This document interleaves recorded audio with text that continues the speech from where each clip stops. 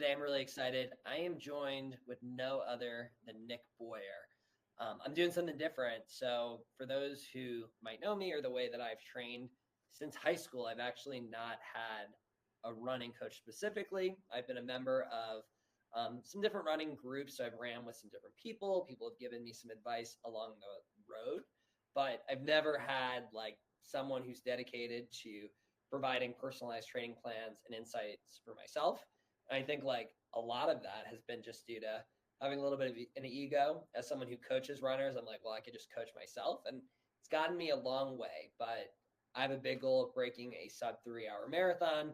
I took a break from that goal over like the last probably 6 to 12 months, but I've had some really good momentum since moving to sea level. And so, yeah, Nick Boyer is a running coach and he's my new coach officially. So love to introduce you, Nick. You want to give a little background about yourself here? Yeah, I'm Nick. I have ran track and field and a little bit of like cross country and like road races since I was probably like 8 or 9 years old. Um, I got into it pretty young and I was never like super good at it initially. Like I could always go for a very long time, but I never had like any speed. Um, I grew up in Carthage, Illinois, so I got to do like track and field pretty early, in fifth grade. And I worked really hard to go from like back of the pack to like middle of the pack, which was quite the journey. And I really enjoyed that when I was younger. I got into high school. I ended up getting pretty decent at track and field. I was never like a state qualifier or anything crazy, but I wasn't like back of the pack anymore. And I really did it just because I really liked the sport, and I wasn't very good at other sports. I don't have like the craziest hand-eye coordination by any means. um, and after high school, about my junior year, I stopped running cross and track, and I took like a long, long break for, oh gosh, like off and on. I'd kind of like flirt with the idea of running again, and then I'd do it for like 2 weeks, and then just like not do it again. And that went on for probably like 6 years, 7 years, and then once the pandemic hit, I started running again, and I hit up my old high school coach, Coach Bishop from Quincy High School, and he started sending me workouts and just kind of like showing me the way. He trained me for my first half, my first marathon, and then trained me for like multiple halves and marathons and like little races in between, throughout my entire journey. And oh, gee, that was probably like almost 5 years ago I started with him. And since then, I briefly joined the Central Park Track Club in New York for like 2 years. Um, and then now I'm on a team that's called 212 Athletic by Saucony. And it's a newer team with some of my buds. We're coached by Nick Hogger, who's a professional runner, and his wife. He also coaches her. Her name's Callie. She's also a professional runner. So we're in pretty good hands in terms of like team coaching, but I still talk to Coach Bishop, and get insight from him, because I feel like it's super valuable. And that's like the I guess the long version of kind of where I came from and my experience with running. Yeah, love that. And so for context, just so everyone knows, the reason I even connected with Nick in the first place, so Nick and Colleen, who's my girlfriend and co-host of the Run Breiter podcast, they went to the same high school. And so that's how we like found each other just on social media. She had showed me some of Nick's accomplishments through my follow. He followed back. And then we met up for a run a couple months ago in New York City, which was really great. Enjoyed that Central Park loop with you. And then, yeah, I was just on like a long 16-mile run a few weeks back. And I was just thinking about how, I definitely want to invest in myself, invest in a running coach. And I thought about a lot that we had talked about. And you were not even like advertising your coaching services to me. I was more just like curious because I saw you got into the space. Also was really impressed by like the times you've been posting in races over the last, probably 1 to 2 years since I've been following you. And I'm like, well, if I'm going to have someone coach me, I definitely want someone who's better than me. And, you've obviously had a lot of success. And it sounds like you've gotten there by working with a lot of different coaches, running with a lot of different runners, and being part of a lot of different groups and organizations, which I think are some big keys there. But I guess, I would love for you to share, like I said, like inspired by a lot of your PRs, like what are your PRs in your big races that you've done? Ooh, my 1 mile is 4:38, and then 5K is 15:56, 10K is 34:09, half marathon is 1:14:16, and then full marathon is 2:40:04. Yeah, top 1%er right here. This guy is very legit. So I don't think I'm going to get my times as quick as you, but if I can get between where I am and where you are in the middle, that would be pretty cool with some of the training that we're doing. But what got you into wanting to coach runners? I'm curious, Nick. Well, big thing, like I felt like, especially this last time I got back into running, I felt like it basically opened up like a different world to me. Um, and I mean, in the cheesiest way possible, it really did kind of like change my life. I was on one kind of like trajectory where I was like pretty aimless and like didn't really know what I wanted to do with my life. And then as soon as I started running, it kind of just brought that like structure into my day to day. At the time I was working at Trader Joe's, and with COVID, like everything was shut down, and I was like an essential worker, and like all the like stresses that come on with like all of that. I was still in New York City, so like everybody was going to Trader Joe's, even though most people would like try to stay inside. Um, so for me, it brought a lot of like stress relief, and it just gave me something to like work towards, and it gave me that structure I like desperately kind of felt like I needed in my life. Um, so once I kind of found out how to establish that for myself, and I had coaches that were also kind of like showing me the way and like teaching me that, um, I really wanted to kind of share that with other people. I know how much like, and I mean, I do other coaching too. I like personal training and stuff, but I know how much fitness can really just like be that moment for yourself, like every day that you take to like think about things or like take care of yourself. Because life is crazy. Life is like busy. Things get in the way. But if you have that one moment to yourself, I think it's worth it. And if you have something that you're like working towards, I think that can be something very impactful in your life. And I just want to be the type of person that inspires others and then helps others to achieve whatever crazy thing they set out that they want to do. Yeah, no, that's really helpful. And just so everyone knows, I'm probably going to ask Nick like another question or two about like his overall coaching philosophy. And then I'm going to segment into some questions that I personally have since he's been coaching me, and we've been working together for the last week and a half. So we're really early in, but it's so easy for me to think of questions, especially hearing like different perspectives, his way of doing things. And like, there's been a lot I've like learned in a short amount of time, but I guess I'm curious, like in general, someone like me, right, who's going after like a big goal, like a time-based goal, is there like any specific coaching philosophies you have for someone like that's trying to become a better version of themselves in regards to their performance with running? I'd say a big part is like finding what kind of works for you in your day-to-day life. Like, like everybody can have like a plan, and then like maybe something at work gets in the way, or like, I don't know, some people have like kids or like just other life commitments that can like possibly get in the way of that. And sometimes like if you're like, oh, I'm on like a strict schedule, I have to like do this right now, it can just add like unneeded stress. So the big thing for me is balance. Um, I want it all to kind of like fit into your life, as well as it can to provide the most relief from stress for you. On the other side of that too, with like a specific goal, like a sub 3 marathon, um, a lot of the things with like marathon training is it's just like, to an extent, it's like a higher end of whatever the individual's like volume is. Some people can get up to like 60, 70 something miles a week, maybe 80. I know some people that do like hundreds and crazy whatever. And you can improve that over time, but initially it's kind of like, where do we see the most payoff for the amount of volume and like intensity.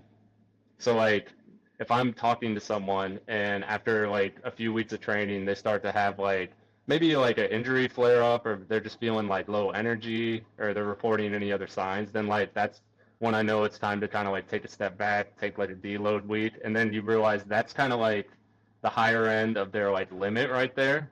And that's what we're working with. So from that point on, it's like I know where we're at and we can push up to it little bits at a time over time. Um, but once I find that, then I program around that. And if your goal is like a marathon, then we're going to do like longer intervals. And we may throw in some speedier work just to keep the legs snappy.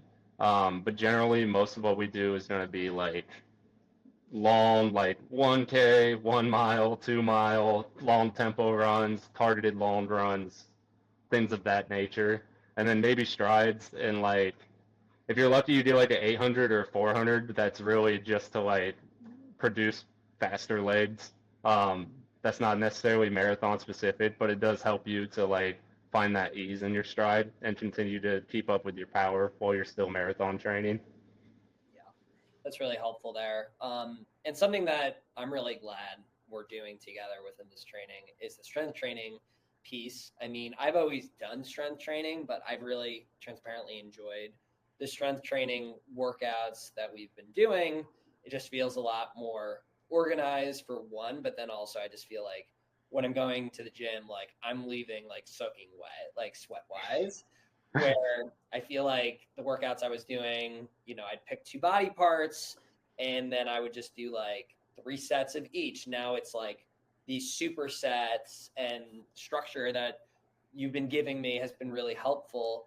What's like your philosophy when it comes to strength training within, trying to accomplish a time-based goal for a runner?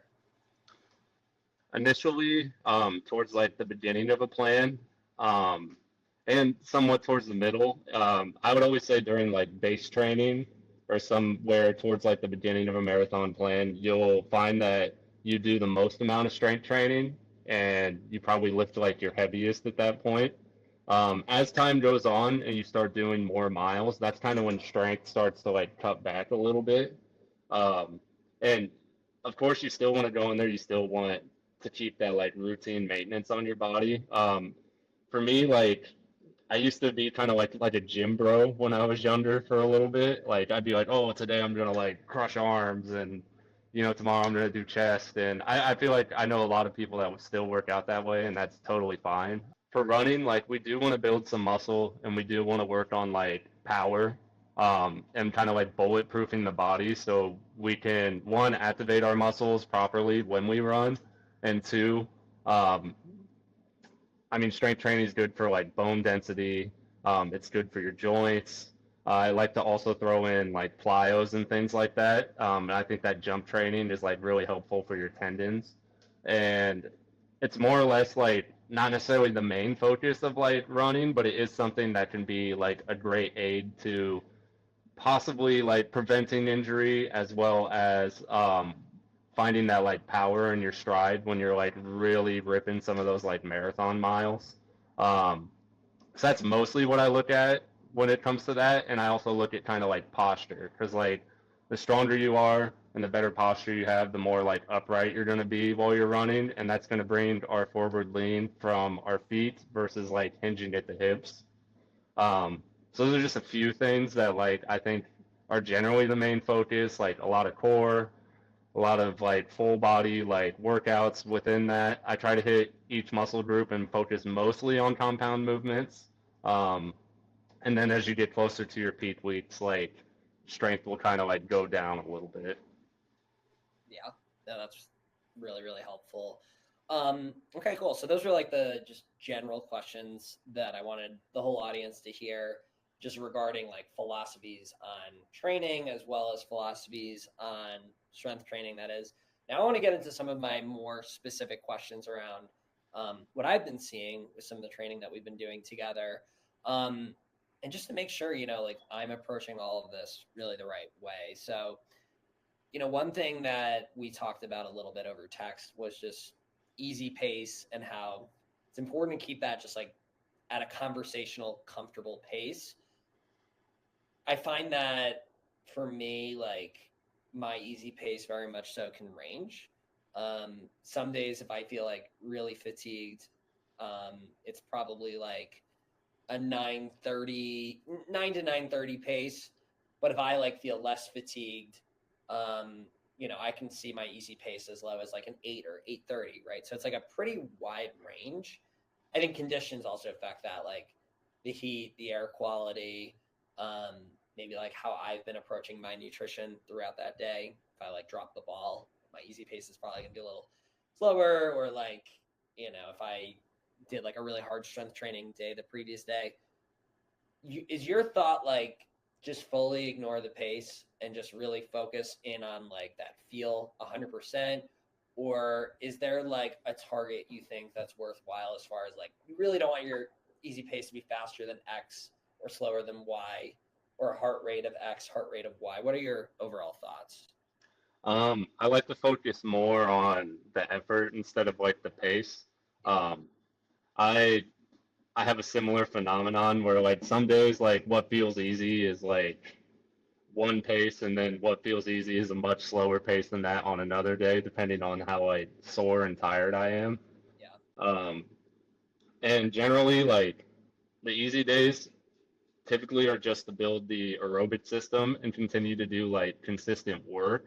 Um, and to recover off of like your big sessions, so that way you can absorb the training and really like see the benefits from the session that you just put in, versus like if we were just like ripping it every day.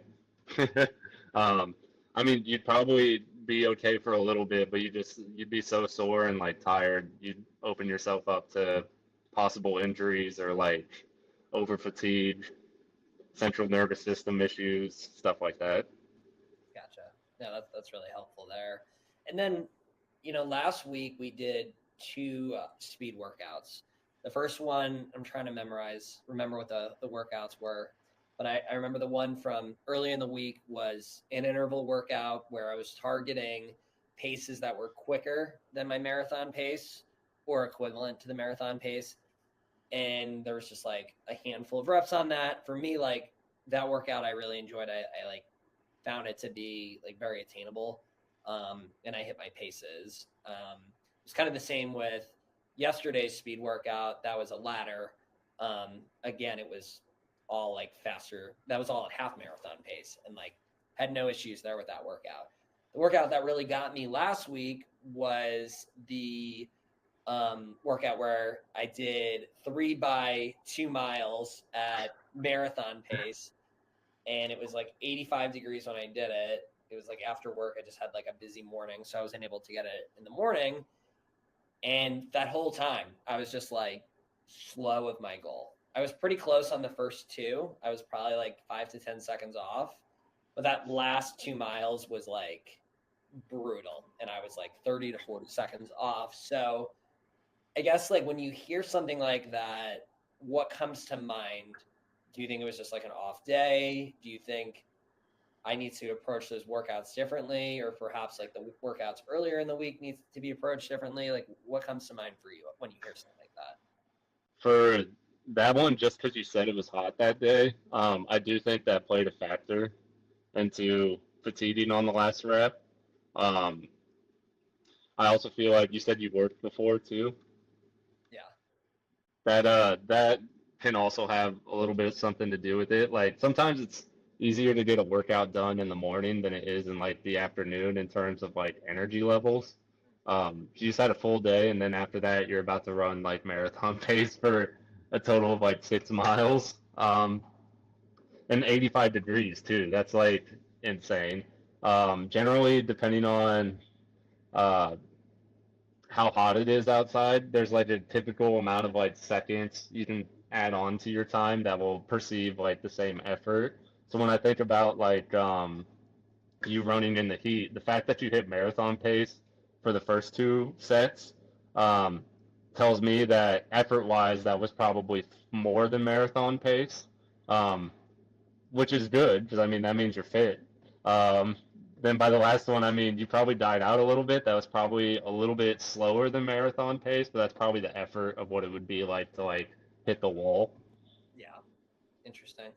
Something that I've always like thought about is the fact that it's funny how sometimes when you do these workouts and it's marathon pace effort, how hard it feels to run a marathon pace for like 1 mile, 2 miles, and then you get a break, and then you're doing it again. You're like, wow, this like feels so hard. And then like you show up and you do it for 26 miles.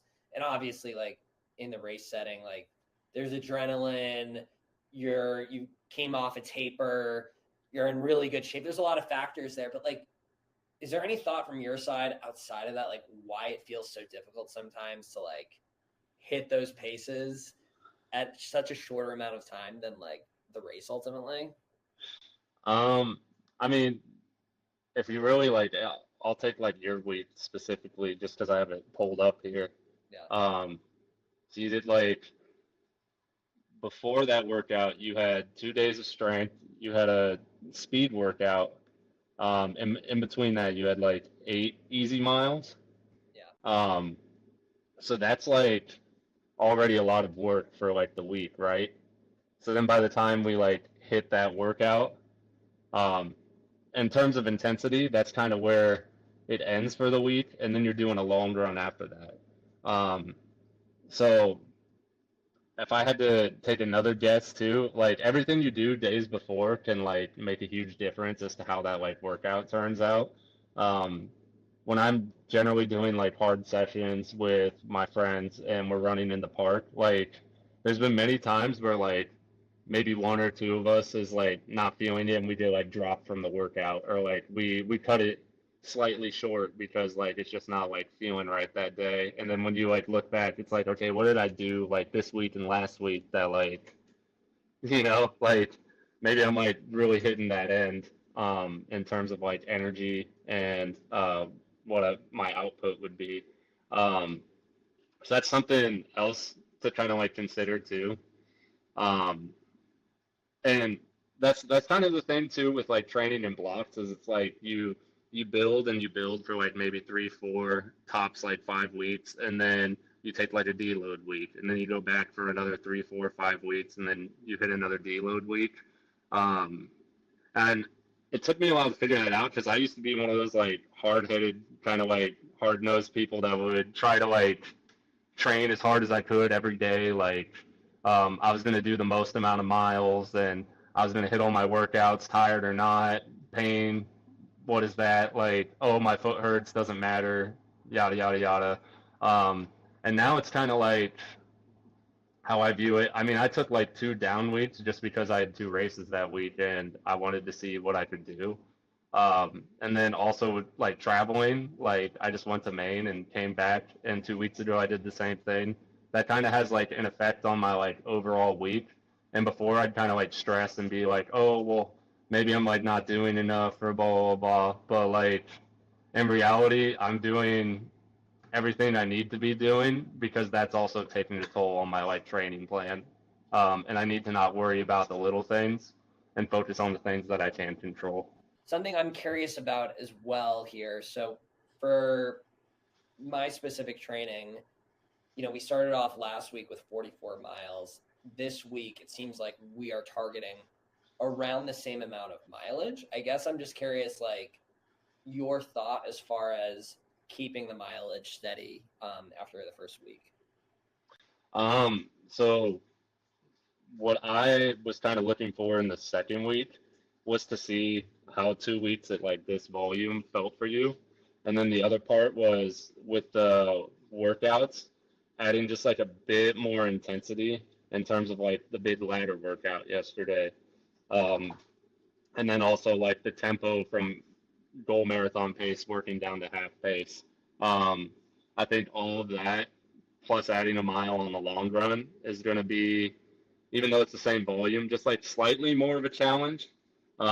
So after this week, my idea for you is just to see like how you feel, what worked, what didn't, how the workouts went. And then if it's all going good, I plan on adding a bit more for next week. Yeah, that sounds good. Do you have any like thought right now of like what you see us peaking at through this training block with the race, 9 weeks away from now? Any like thoughts there? Or is your philosophy, hey, I'm going to take it week by week, see how we progress, that sort of thing? Week by week. I do have an idea. In my head, it's probably somewhere around like 60. Um, but that also is dependent on like how you're feeling. Um, because I always have an idea for everyone when I like figure out kind of like what works for them just based off the things they tell me. Um, and sometimes like it works out really well, and then sometimes, um, like after on like week 3 or 4 of like the block or whatever, we're like building up mileage, and they're like, oh, I have this issue going on here, and it's like, okay, let's take like an extra rest day, or let's do this. So, um, I guess another thing too I should add is like I do think about things like week to week. Um, but sometimes like I take the structure of the week like out of the way, and I think day to day throughout it. So like if you have a week that seems like less miles, but it's like you did 7 days in a row, that's still like a week in a row. It just wasn't like Monday through Sunday. It was like Wednesday through like, Tuesday. It's a good point. It's a good point. It's something I've appreciated that you've been working with me on is like I've shared with you like some of the areas of my schedule, and like with my job, like I travel a lot, or there's personal things that come up. Like I had a wedding last week and travel.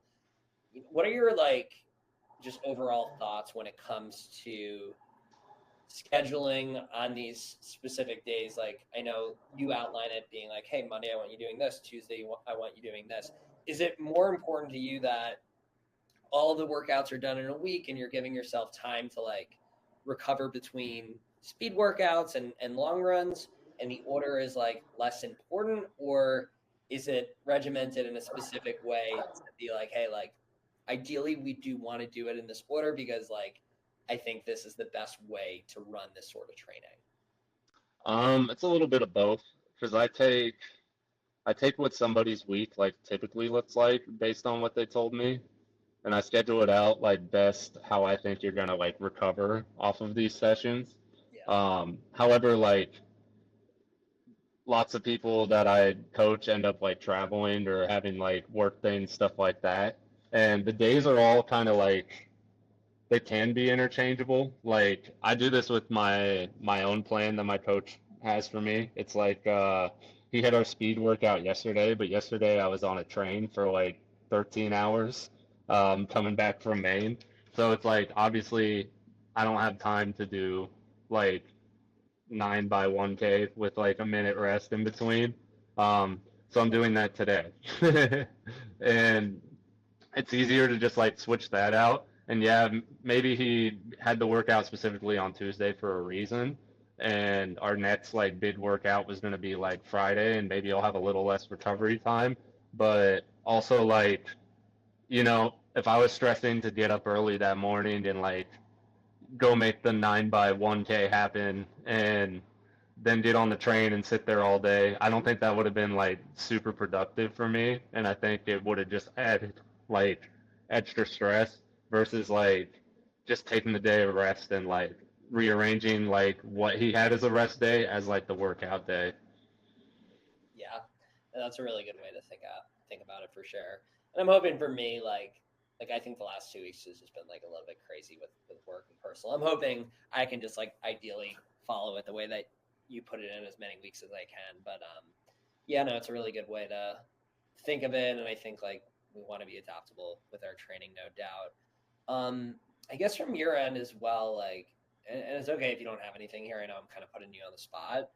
Is there anything like you're noticing in a short period of time about like how I've been handling the training, and like the running in general, that you think might be good for me to like think about moving forward? It could be something I'm doing well where you're like, hey, like this is really good, or like something that you notice and you're like, hey, like maybe he wants to think about this a different way. One thing I've kind of really noticed in the last like week and a half is that when you do have something come up, um, you communicate like what you're gonna do, which I really appreciate. I think that the more that like um, coach to like athlete communication can happen, um, the more that it's like, okay, like we're both on the same page. Now I know like what you've been doing versus like, oh, I thought you were just following like the day-to-day stuff. So I do really appreciate that, especially with like the traveling. Um, and I think like for one, like just starting out here, especially that like 2 mile by three at goal marathon pace, I think it's good to start out with a workout like that and have it like be really hard on the last rep. Because after the next few weeks, as we like continue to build up and we revisit that workout again, um, and you start like nailing the last rep, you're gonna be like, holy cow, like how did I, where did I go? How did I get here? Like, um, so I think I just appreciate the communication and your willingness to just like dive into this. Adding in like the strength, following the plan, communicating about the plan, all those things I think is going to be really helpful and make you really successful in terms of your goal of sub three. Nice. I do appreciate that. And then on the topic of strength, while you did bring that up, something that I think would be good to talk through really quick is, like I said, I really like all the workouts and everything like that. The one thing that I feel like I probably should have texted you about is just like when I'm doing workouts with weight associated to it, how should I go approach like how much weight to do? I assume it's like a feel of like should be X percentage of energy, but like what are your thoughts on that? Um, Initially here, kind of in the beginning, it is going to be a little bit of like a learning curve. Um, you do want to start at like this point, focusing on like heavier weight or something that's like if I put in there like 6 to 8 reps, if you're doing like six, maybe you could have gotten like 7 or 8 if you like really wanted to, but six was still really hard. Okay. Same with like 10 to 12. Like if you hit like 12, but you felt like you could have done like 14, but it would have been a struggle, that's about like where you want to be. Gotcha. Um, and that's just initially. Like as you get closer to race day, and this is gonna sound like really silly, but it's also like when you're in the gym, like a little bit of an ego check. You start to lift like lighter weights as you get closer to the race because you don't want to be like over fatiguing. Um, Whereas like before now's the time to kind of build on your power, build a little bit of muscle, um, and see how like bulletproof your body can get in the next like 3 to 4 weeks, and then we'll start to cut it back. Yeah, that's really helpful. That's honestly how I've been approaching it. But I just wanted to validate that, and that's just I think good for people to know. Like, if you are following some sort of strength training plan or you're doing your own thing, it's like if you're this far out from the race, 8-10 weeks, like it's okay to like do heavier weight. But when you get closer in, definitely tone it down to not destroy your body prior to it. Last question for you, and then I'll be respectful of time here. I think something that has been challenging for myself, and like I don't really like talk about this too much. And I know we like talked a little bit about this when we did our run, but I'm just like curious on your thoughts. So like as far as like my overall like weight and body fat percentage, like that's something like I track. I check like every couple of days. You know, fortunate to be a part of Lifetime Fitness. I can see that. And I am not I'm not in like the spot where I am like at my peak, like lowest weight to best body fat percentage that I've been. I'm not like in a horrible spot by any means, but like I know I've been like less in weight, less in body fat. But like when I look at my times and paces, I don't think I'm like the fastest I've ever been, but like I'm not too far from that as well. So I think sometimes I connect the two. Sometimes I'm like, well, I'm just focused on like my running and like that's all that matters. I guess like what are your thoughts about tracking weight, tracking body fat, and like using that as like a thought in my mind of like I need to get to X weight to be able to accomplish my goal. Um, this one to me is a little bit nuanced. Um, I guess I'll speak from like a personal experience. So like 2 years ago, I got down to like 155, and I was really thin for like my height. I'm like maybe like 5'10" or somewhere around there.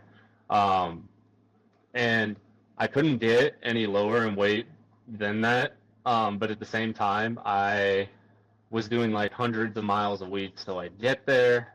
Um, I tried cutting back on like some foods, but like when you start training like that, you basically are just like eating all the time. I felt like I couldn't keep up with my body with the amount I was eating.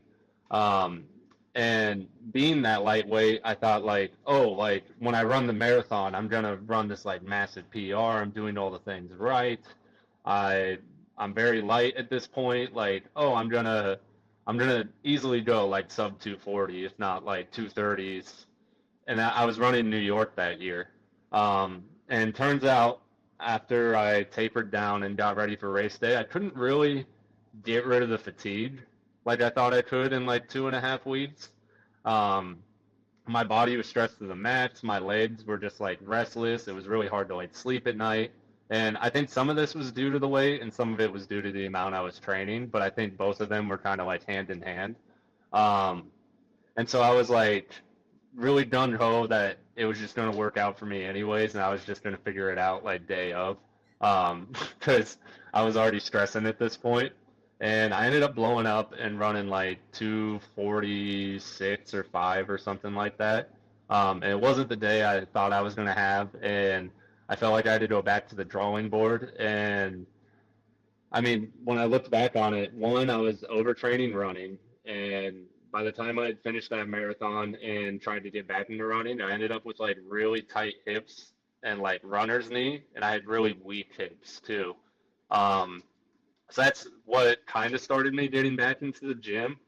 Um, at that point, I worked out a little bit, kept running, cut back miles significantly. Um, a year later, I ran New York again, and this time I was like 165 pounds. So I can only assume that like most of that was muscle, but I wasn't tracking like body fat at the time. Um, and 10 pounds heavier, I ended up running the 240.04 at New York. Um, and now I sit somewhere at like 180. Um, and I still put in like a good amount of miles. I still lift weights. I still eat like a good amount, and I still feel like I'm gonna run faster. I do know generally there is like a trade-off with having more weight or having less weight, and I will acknowledge that just because there is something to it. However, if like it's something like a 5-10 pound difference and you're killing yourself to get that like 5 or 10 pounds off, I'd much rather you like go into your training and go into your race days like fueled and 5 pounds heavier, because I think you're going to end up putting your best foot forward that way versus like being under fueled to hit a certain weight to think like, oh, that 5 pounds is going to save me like 3 seconds per pound of body weight or whatever. Um, that's that's kind of how I think of it. I know there's other like I guess like elite coaches that might be like everyone has like a peak like body like weight that they should race at and that's where they'd be their fastest or whatever. And I'm sure that is true, but also like there's also like I guess on the pro end people working with like nutritionists and like things like that versus like like I can give you general advice, I can tell you what to eat, I can like help you with your like race day fueling plan and stuff like that, but I'm not like a certified nutritionist or a dietitian or anything like that. However, I do think like food is energy and that's what's going to get you across the line. And luckily we're in a sport where it really doesn't matter what you weigh to accomplish it. Like we're not like fighters or bodybuilders that have to make a certain body fat or like a certain fight weight or yada yada yada. Like we get to push and punish our bodies in one way, but we also get to fuel it and like treat ourselves very kindly as well. So Yeah, no, that's really good to hear, because I think it is like that 5 to 10 pound range that I feel like I'm like, oh, well, when I ran my best time, I was, 5 to 10 pounds less than I am now. But like, it sounds like from your perspective, you think it's more important to just be fueled, have more successful workouts. I think it's like really good for like other people to hear too, because like weight fluctuates a lot in life, and like it can always be for like factors that like don't necessarily correlate with the fact that you're like training super hard, you're living healthy. And so, as you get older, like you just have more weight. Strength training, like, is great. You might gain a little weight doing that. Like, there's so many different things. But yeah, I just think that helps me, because like being a little vulnerable and sharing that, but like it's really just because like I want to be the most successful I can. But I think with this goal, from what we're talking about here, it's very much so possible, even where I'm sitting at there. And, I'm sure the training will take care of the rest. But yeah, that's all I had as far as like general questions today. I'm sure more will come up, but anything else you want to share? I mean, Nick, I do want to give you an opportunity to also share, like, if someone wants to work with you, how they should go about it. So feel free to do that, and share anything else you wanted to say while I got you here. Yeah. If you are interested in, I do virtual sessions, I do in-person sessions if you're in the New York City area, but I also do online coaching. You can email me at nickboyerfit@gmail.com, or you can go to nickboyerfitness.com and fill out an inquiry. Just put your contact information down, and I'll reach out to you. And that's pretty much it. Great. Well, Nick, thank you so much for joining. Thank you for all the help you've given me in a short period of time with the coaching and the help to come. And yeah, please, like I said, I'm a coach next to coach. He is competition, but like ultimately you got to have who you want to coach you, and like who's the best fit. So don't mind spreading the message here, and would highly recommend Nick from what he's given me so far. But excited to continue training, and we'll keep you posted on how everything goes. Thank you for having me, and I'm excited for you to continue training as well. I'm excited to see where you go. Absolutely.